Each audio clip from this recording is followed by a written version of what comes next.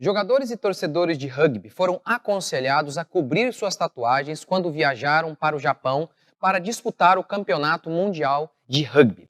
Lá, as tatuagens estão associadas ao crime organizado. Isso não se dá apenas no Japão. Tatuagens sempre foram símbolo de pertencimento a gangues. Desde tempos remotos, tatuagens estiveram presentes também em religiões pagãs. Por isso, Deus vetou que Israel fizesse o mesmo. Deus não queria que seu povo se identificasse com essas religiões. Há sempre a polêmica em relação a este texto. Isso vale para hoje? Tolice debater isso. O princípio é: vocês não devem se identificar com práticas de homens pagãos. Somos um povo diferente. E claro, isso continua valendo. E essa questão de identificação é muito interessante. Como as tatuagens historicamente estão associadas a religiões pagãs e a gangues, jovens que faziam tatuagens o faziam como um símbolo de rebeldia. Era um grito de independência. Ao longo da história, a tatuagem ficou marcada como uma forma de expressão de grupos de contracultura, marinheiros, presidiários e veteranos de guerra, disse Deborah Bresser. Tatuagem foi símbolo de contracultura. Contra que cultura eles lutavam? Ora, contra a cultura cristã, que moldou o Ocidente.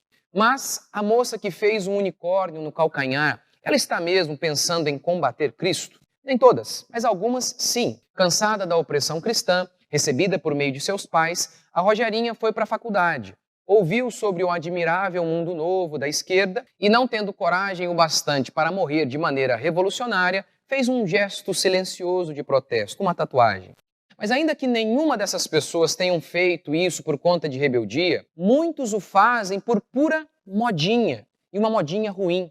O vulgar ganhando lugar da nobreza. Em seu livro A Rebelião das Massas, Gasset retrata o fenômeno do homem comum que rejeita ser liderado. Antigamente, o homem médio sabia de suas limitações e aceitava ser conduzido. Hoje, ele não apenas rejeita se curvar aos nobres, como deseja levar sua vulgaridade por todos os lados. A alma vulgar, sabendo-se vulgar, tem o denodo de afirmar o direito da vulgaridade e o impõe por toda a parte. No passado, homens capazes, inteligentes, piedosos produziam obras belas na música, na poesia, na literatura. E esse padrão de belo descia às camadas mais inferiores da sociedade. Hoje, as camadas mais inferiores, as gangues, as religiões pagãs, fazem sua feiura e essa feiura vai subindo até a elite do povo. Agora, você, cristão, vai me dizer que a beleza é relativa? Que não há padrão de beleza? Que as tatuagens não são feias, pois tudo é questão de gosto?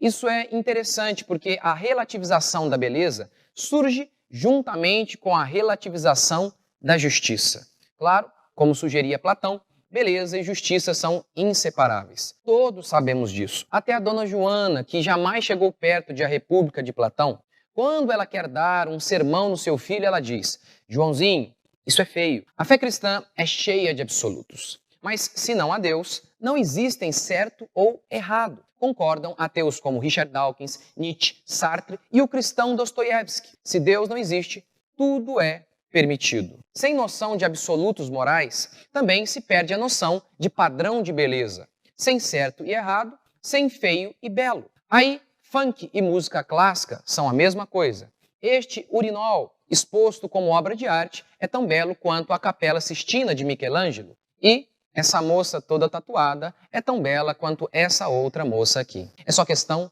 de gosto. Afinal, tudo é relativo. Os grandes artistas do passado estavam cientes de que a vida humana é cheia de caos e sofrimento. Mas eles tinham um remédio para isto: beleza, que confere consolo em meio à tristeza e afirmação na alegria. O belo é um dos elementos divinos para nos fazer transcender. Com a queda, a existência é pura desordem, caos e feiura. O belo seria uma das maneiras de superar, enfrentar, ir além de um mundo cheio de cardos e abrolhos. Quando um cantor compõe uma linda canção que possui complexidade e harmonia, o belo nos emociona. O complexo nos lembra da profundidade da existência. E a harmonia nos remete ao fato de que possuímos propósito. Ou seja, sempre havia um motivo para se fazer qualquer coisa, que para os cristãos era a glória de Deus. Mas pastores adeptos das tatuagens acham que, desde que não haja motivações negativas para fazer uma tatuagem, o motivo nenhum moraliza o imoral. Ou seja, eu simplesmente quis fazer, que é exatamente a expressão do homem moderno, que sem Deus acredita não precisar de nenhum motivo. Sua vontade é o seu decálogo. É certo o que eu gosto, é errado o que eu detesto. A tatuagem ataca a modéstia. O cristão tem aquele desejo de João Batista. Convém que ele cresça e eu diminua. É chamado a se sentar na última fileira, evitando assim se autopromover. As tatuagens são o oposto disso. Elas chamam a atenção.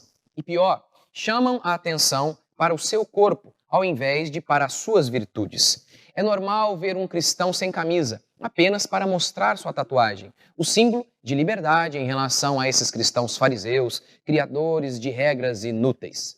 Por tudo isso, para mim, tatuagem é pecado. É o baixo subindo ao trono, o feio ganhando ar de beleza e o exibicionismo tomando o lugar da discrição.